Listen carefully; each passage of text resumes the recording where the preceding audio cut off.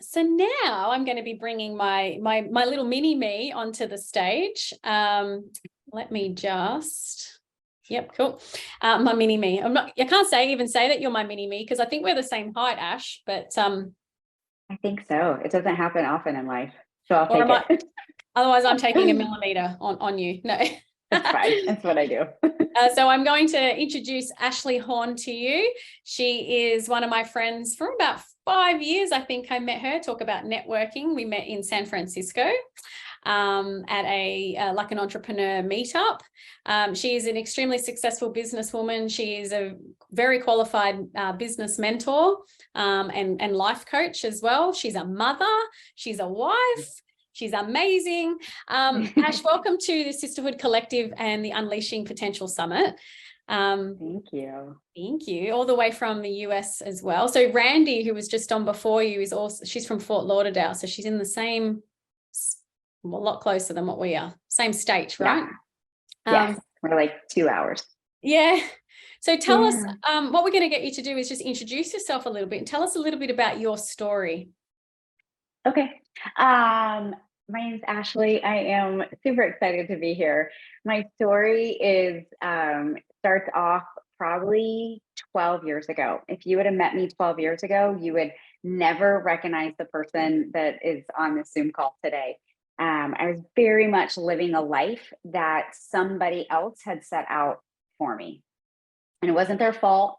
It was the life that they had been set out before them. And so I spent the first 30 years of my life really just kind of checking boxes. And I woke up one day and realized that I was an unhappy person, but I never told anybody I was unhappy.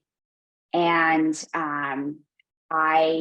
through fitness and really just meeting a new group of people that were doing stuff that pushed me to my limits, ended up changing my entire life, my entire world in the process of about 2 years. And I opened my gym. I met my wife. I did all the wild and crazy things that nobody was applauding me for doing and just kept doing it anyways. And so I love my life now and I'm super appreciative for it. And I really believe me taking that leap of, living my true authentic life and not getting applause for it has led me to where I am today. So that is pretty life-changing, that entire story right there. And it's continuing to evolve. So you have had your gym for probably 10 years, is it? Mm-hmm. Yep. And now you have launched a new business, is it last year? The Traveling Bee Leadership and Business Mentorship. So tell us a little bit about that business. What do you do for people? Yeah, I absolutely love it because it allows me to be creative in what I get to do for other people. And I'll give you an example. I just had a meeting with a tattoo artist. And so that's just an industry that nobody has ever gone to them and said, hey, write an SOP for how you want your other staff to open the shop or close the shop or what. And so it's mind blowing to them. And it allows them to increase their profit margin. For her, she feels like a real business owner now instead of someone that just happened to fall into a thing. Mm-hmm. So I absolutely love the creative side of working with different types of businesses because I work with tattoo artists who, a company that drills for soil samples. Like it's just the gamut is wide, but business is business and leadership problems, no matter what type of business or even life phases you're in, has the common theme for sure. And even I think it's extremely rewarding seeing other people's successes, and no matter how big or small the win is, any sort of, movement forward is extremely rewarding. So for sure. Yeah, which is good. So aren't you good helping all those people? So, okay, so you've done a lot. No doubt along the way you've experienced self-doubt, confidence issues, and most likely some imposter syndrome along the way. Tell me a little bit about when that has happened for you and how you've overcome it.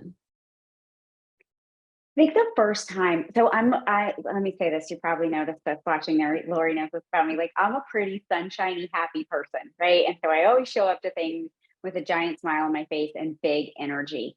And I think the first time I really experienced self-doubt was when my business was failing. And I sent my first mentor an email and said, help.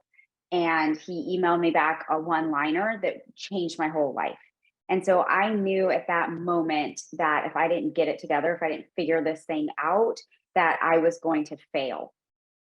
So, my favorite thing now is to walk into a room and feel imposter syndrome. I know that I'm in the right room if I feel like I don't belong. And so I constantly am pushing myself to get into that next room to feel like I don't belong there.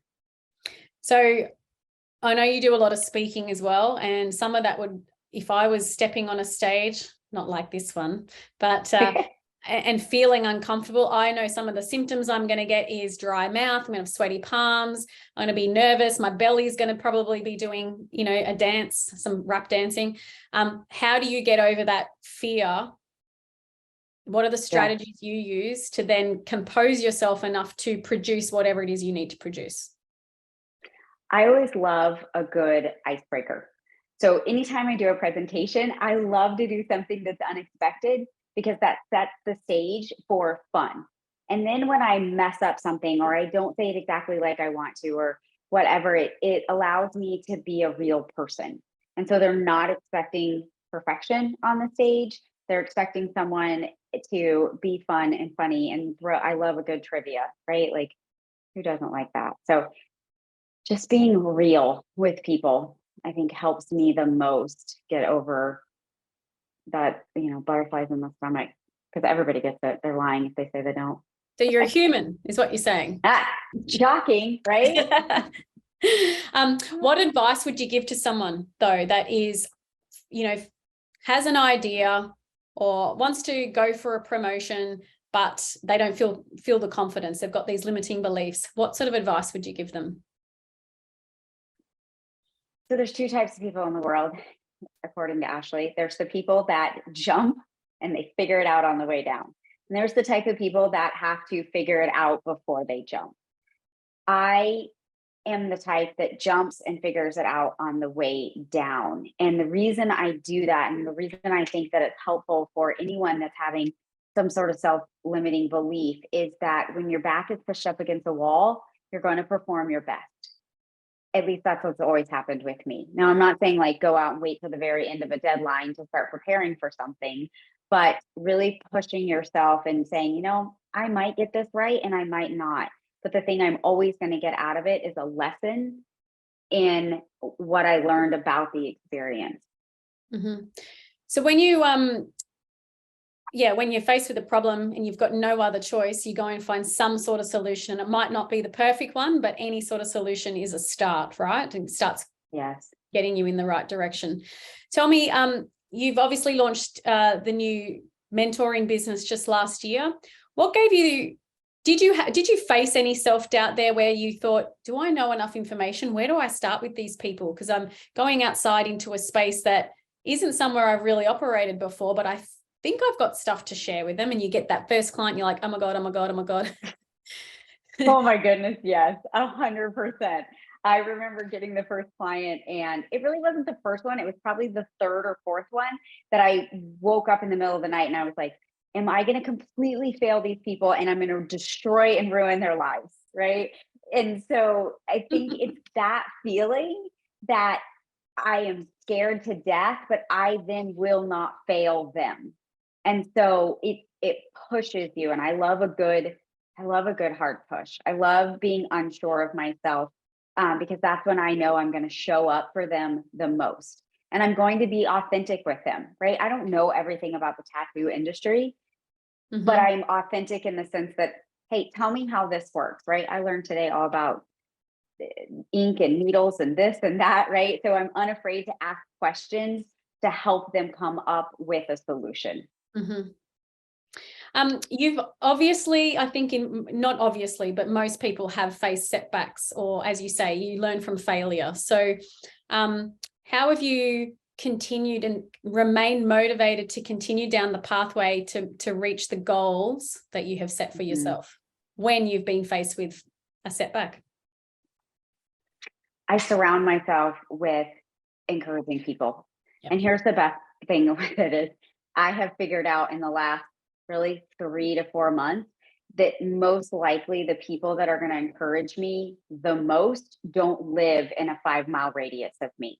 And so I mean, you live across the world and you're one of those people that I turn to and I'm like, I need help with this, or, make me show up for this, or make me get done with this.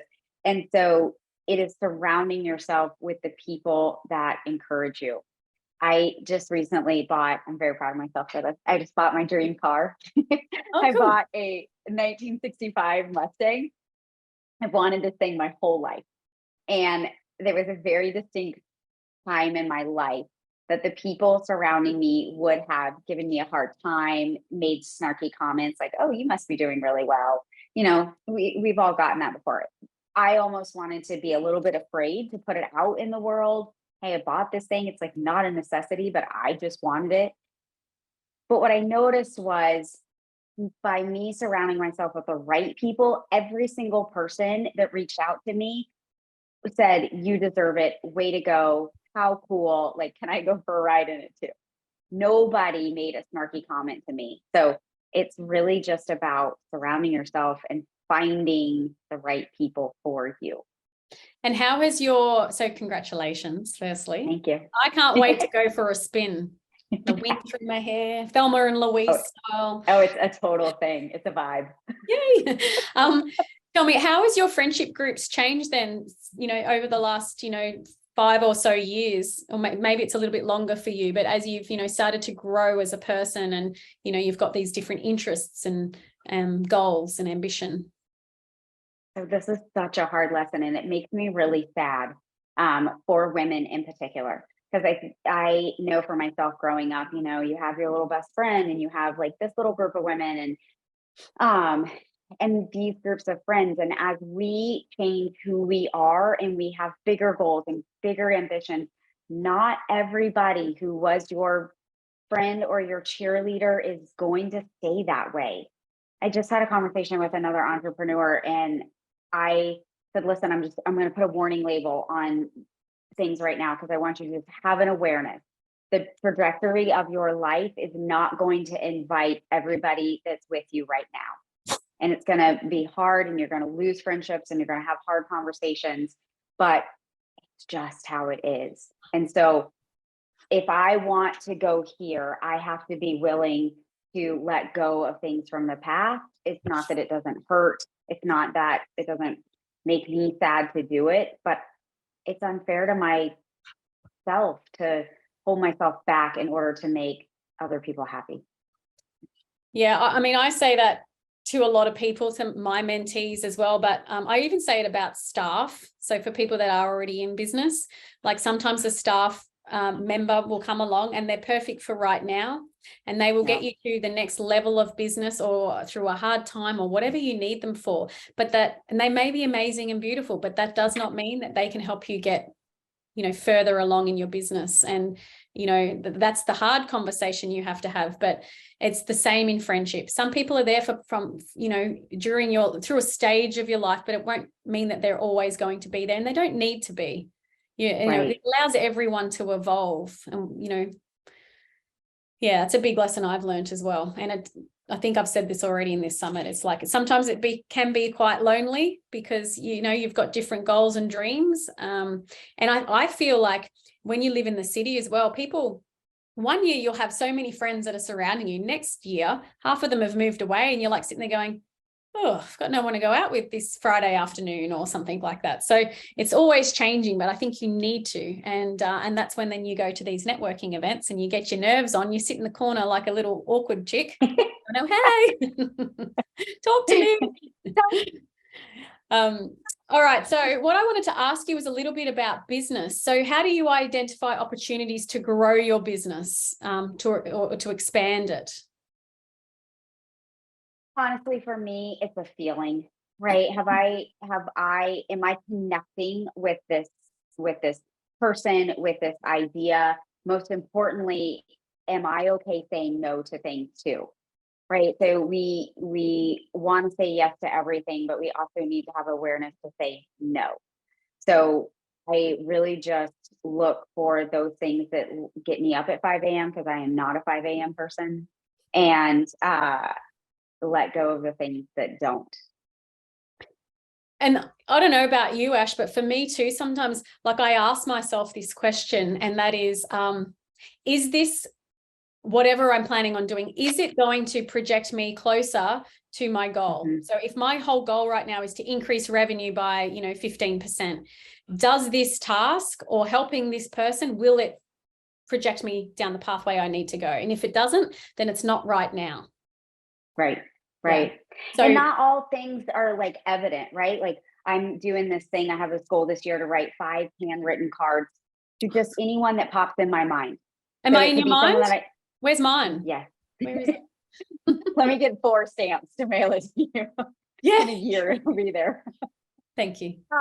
But it's really, it's not, I know that will make my life more abundant. And because my life is becoming more abundant, I will get more opportunities from that. And maybe just the growth is putting a smile on somebody else's face when they open that handwritten card.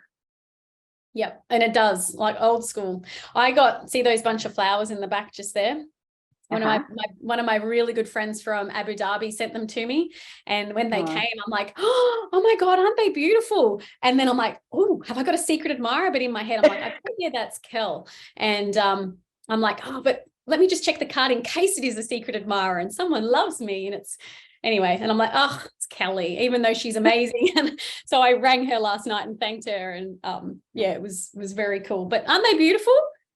They're gorgeous. I saw you post them. They're super pretty. But it comes with a specific note, and it's a bit old school where someone comes and knocking on your door. You can come up, honey.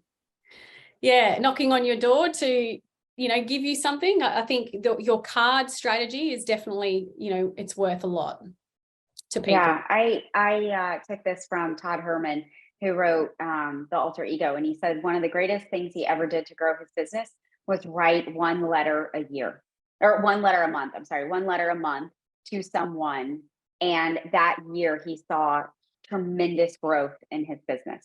Yep. So I'm not a huge writer, but I can sit down and write 5 handwritten cards to anybody. All right. So that's a good strategy. Tell me, what's a strategy you implement to grow your audience for your businesses or your personal brand? Yeah. So I just really dove into personal branding. When they said it to me, I did a discovery call with the person that helped me with it. And it felt a little narcissistic. And I was like, nobody really cares about me that much. Like that feels weird. I'm no Kim Kardashian, right? And then the more he explored this with me, we are all brands. We are something to offer the world. And so what we're doing is we are just putting that out there for the world, if it wants to capitalize on it with us. Mm-hmm. So I am not, like I said, I'm not a writer. I would rather do videos 6 days a Sunday. So the way that I am growing this is a combination of my handwritten letters, but also being authentic in what's happening in my life. And that generally happens more in my stories than necessarily the posts, but really just putting the good, the bad, the ugly, the lessons, all of it out there for people to relate to. Yep. Can you share how an example of how your like building a loyal following has led you to opportunities in growing your business or in career opportunities? Yeah. So it's funny because my first couple of personal business mentoring clients were actually my CrossFit students from 12 years ago. Like these people were the people that showed up at 5 a.m. when I was going through a hot life transformation and was a mess. And they watched and have been paying attention all these years. And I had no idea that they were paying attention to me. And so when I put this out there that, hey, I really want to do this. And, if somebody's interested, I have a client that she's looking to figure out her next career move. And so she's like, I know it's not business mentoring, but is this something you can help me with? Absolutely. And she came to me because I was willing to put out my story. And it's not that, you necessarily like Kim Kardashian get back, 100 million likes. It's about being consistent and authentic with it. I mean, telling your story is critical. Tell me, how have you learned to be able to tell your story? Well, that's a great question.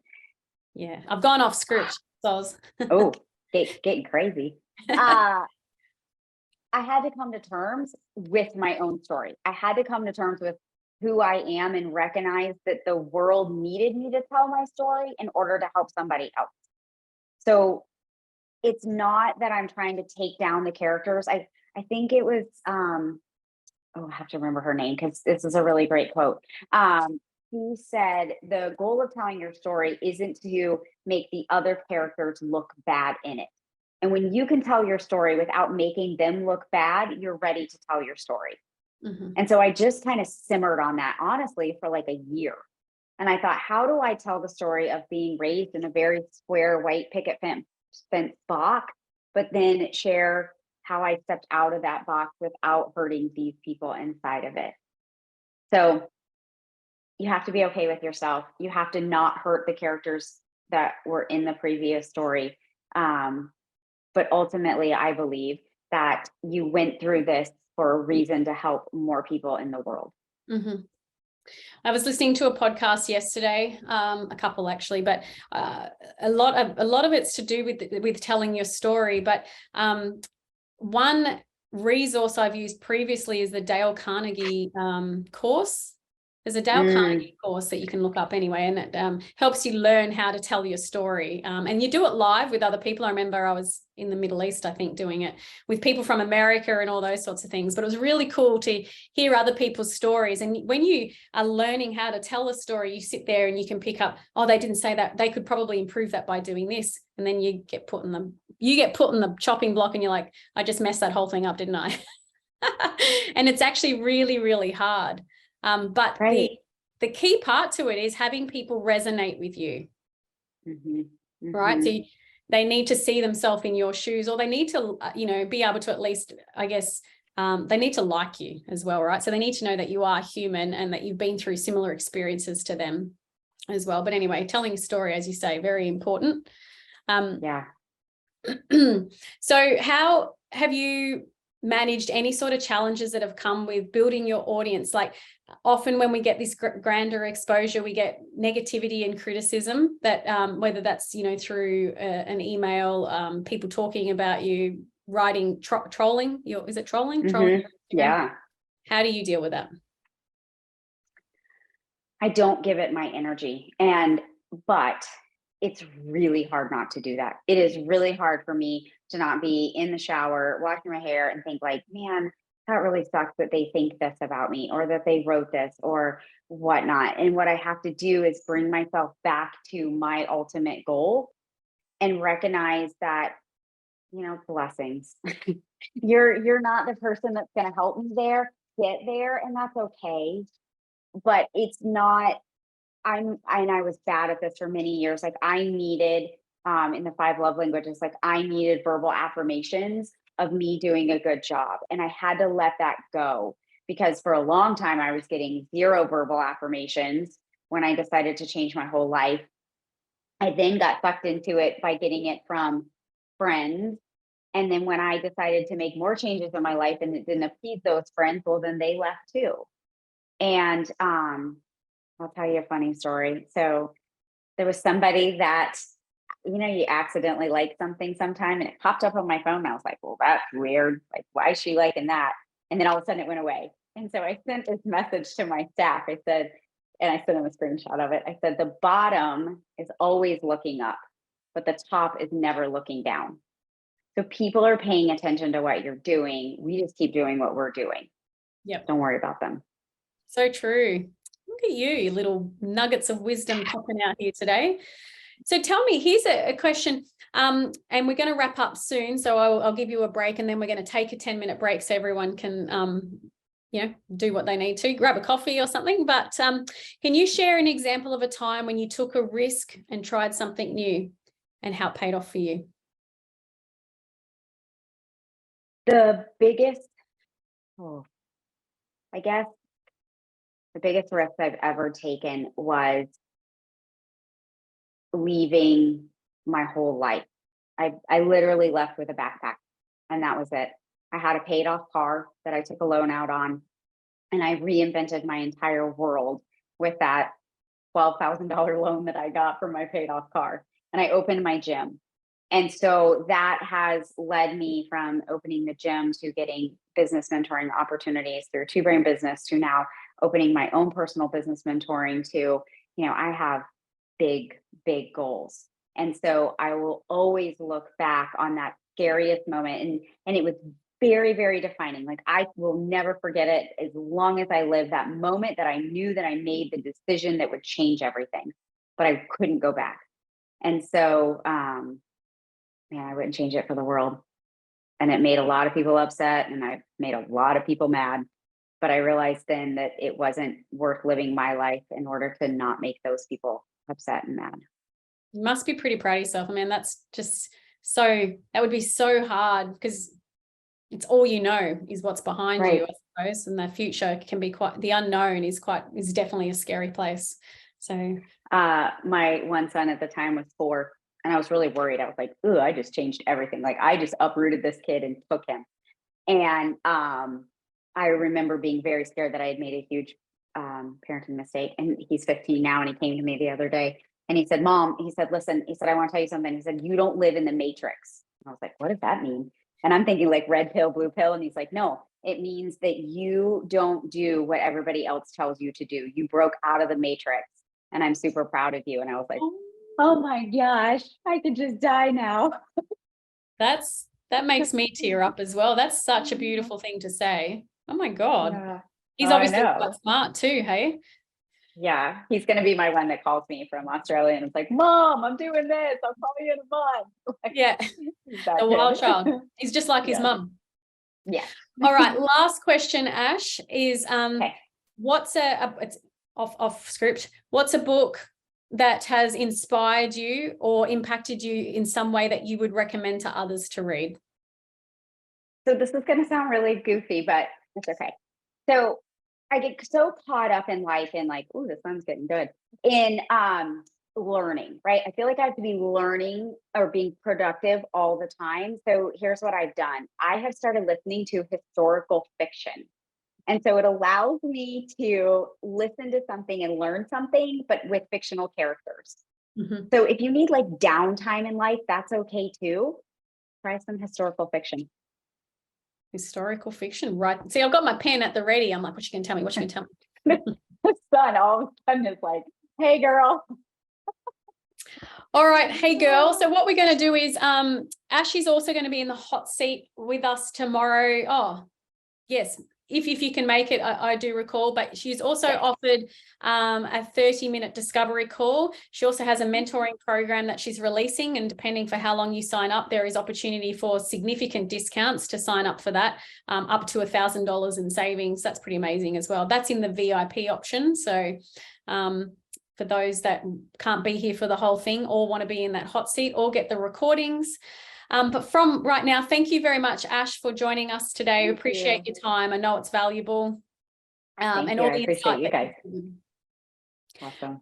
We are going to take a 10-minute break. And when we come back, we're going to start with Bonnie, who's in Canada. So I will give you guys a break and I'll see you in 10 minutes. Thank you.